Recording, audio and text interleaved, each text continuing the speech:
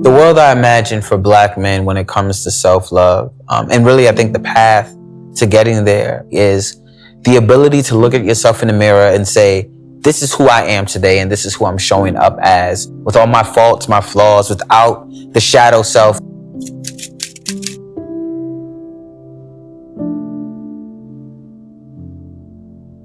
And I grew up in the Bronx. You imitate what you see, so you see brothers who were catcalling women. I was trying really hard to be funny.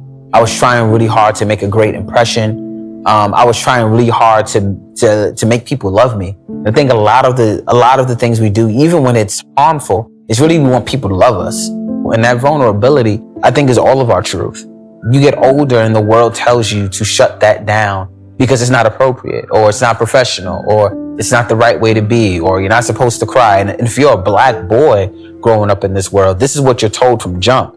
As opposed to being able to verbally express your anger, your frustration, your hurt, you grab things, you punch things, you hurt things. If you use your words, you're using your words in a way to cut.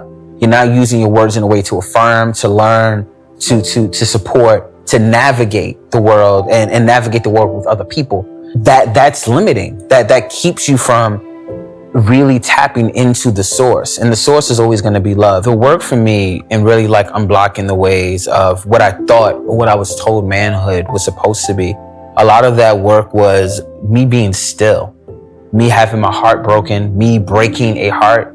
There was a very lengthy essay I had written with regards to like the sexual trauma I endured as a child. You can be honest and you might lose people. Like there are people who are just gonna be like, nah, I don't want a dude who's ultra into his feelings.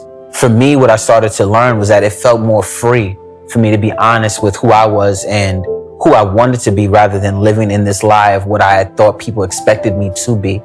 When I think about self-love, a lot of that journey for me also was tied to music and to art.